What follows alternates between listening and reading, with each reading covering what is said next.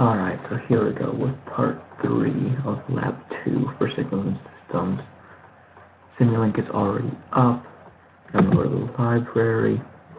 I'm going to put in what I need for part 3 here. So I'm going to go to Sources. I'm going to get that step function. We are testing second order systems in part 3. Should clarify that. Back to the library. Continuous, let's get that 0 pole. Makes it easier to see the transfer function I'm working with. So I can see. Alright. And now we just need our sync and get that scope. Check that over. There, connect them all. Alright, now we're connected now. Change the transfer function. At the top we don't have anything, we just have a 1. And on our poles.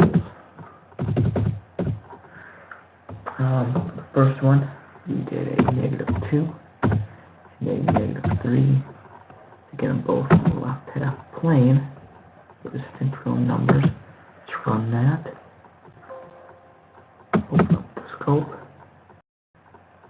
And here's our response. As you can see, stabilizes because it comes to a constant value here. Alright, we saved that when we did this earlier. This is just a recording of what we did.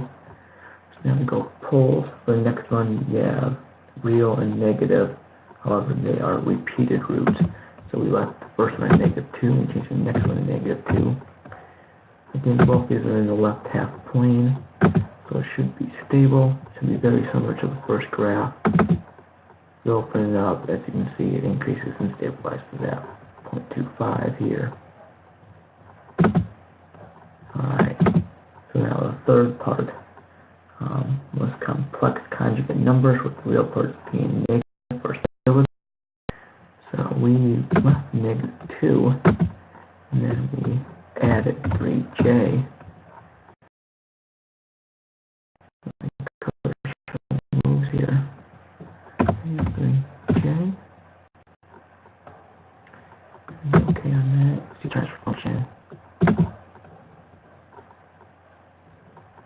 Peter doesn't want to load here. There it is. See the transfer function here.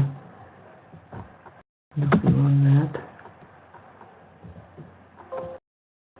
go to the scope. You see how it comes to a peak value, then lowers, and then comes back up just a little bit to hit some constant value right here. So therefore it is stable. For the fourth one, we have purely complex conjugate numbers, so this means the poles are on the imaginary axis, which means it should be marginally stable. We did 3j and -3j for this one. Let's make it easier on us typing. On that, let's look at the scope. As you can see, it's just a sinusoidal waveform here, coming up to a max and coming back down, just like a sine wave. And then for the fifth one, we had to do an unstable system. So let's change the transfer function to make it unstable. Mention this, you get positive values in here. We did 2 and 3. So our transfer function is here. Positive eigenvalues gives numbers in the right half plane, which means unstable, which means as we go, time increases, we approach infinity here. As we kind of see at the end here, it's 0 for a long time. We're really close to 0. And then it spikes up and goes to infinity, which means it's not stable.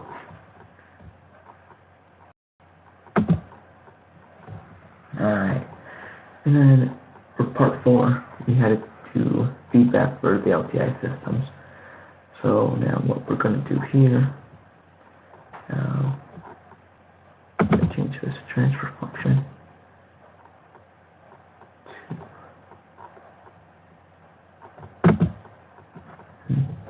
We're actually going to just that out. I'm going to work with the transfer function block here.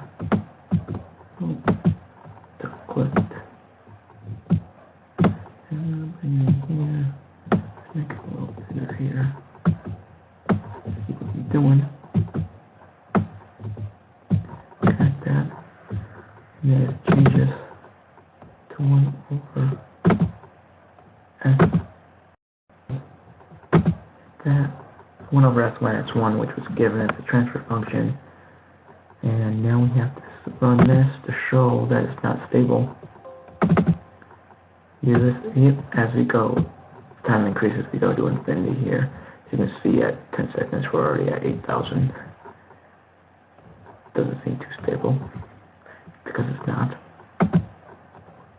Now to correct this, we're going to add some feedback and some negative feedback. So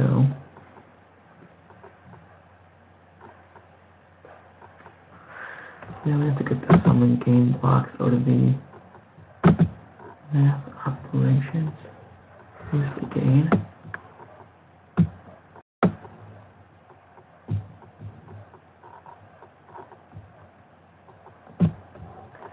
Let's get a sum block here.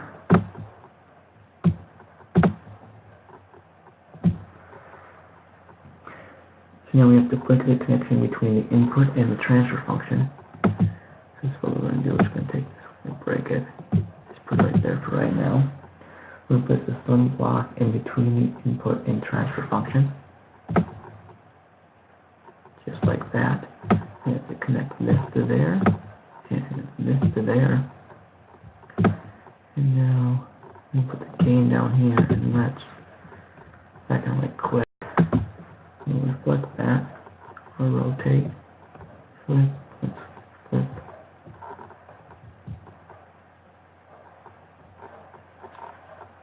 I think that's the one I want. Yep, right there. Now we have to make a gain constant of 2 as said in the instructions. Gain of 2. Okay. And we have that underneath the transfer function. We're going to connect it to the feedback loop here. We have to connect it too far. Right there. And then connect this to the sum block there.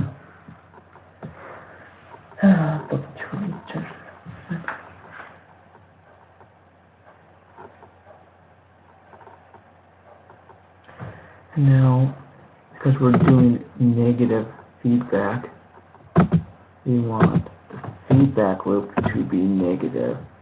And we'll look at what the positive feedback does here in a second. So if we simulate this, now we run it, hopefully it should be stable. If we change the eigenvalues for now, we increasingly come to a constant value of 1 right here as time increases, making our system stable. Now we're going to try it with positive feedback, so let's just change this back to positive here like it was originally set to. Double click, change that to plus. Okay, now let's run this. And positive feedback usually isn't stable. As you can see, it's still not stable right here. Because these are some big numbers over here. So, yeah, we're still going to infinity as time increases. Now it's stable. And then we have to create a second order system with the following poles, -3 and 1.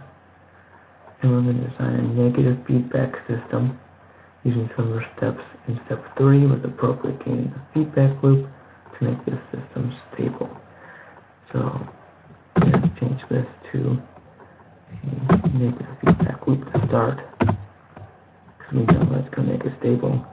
Then we have to get the right transfer function in there. So if we have poles of -3 and 1, multiplying that out,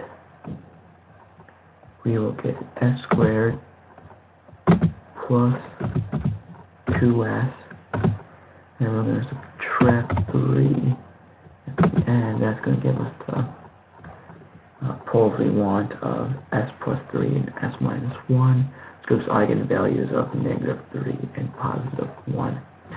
So we're just going to experiment with 2 here in the game. We're going to run that. And we're going to check the scope. And see, though it's not increasing as fast, but it's still not stable because it's increasing and it's going to infinity here. So we're just going to try building the game here. Just going to try 4. Why not? And then we're going to run that. And now let's look at the scope. As you can see, the system stabilizes at 1. And now there it is stable. So, and that is all for part 3 and part 4 of the laboratory.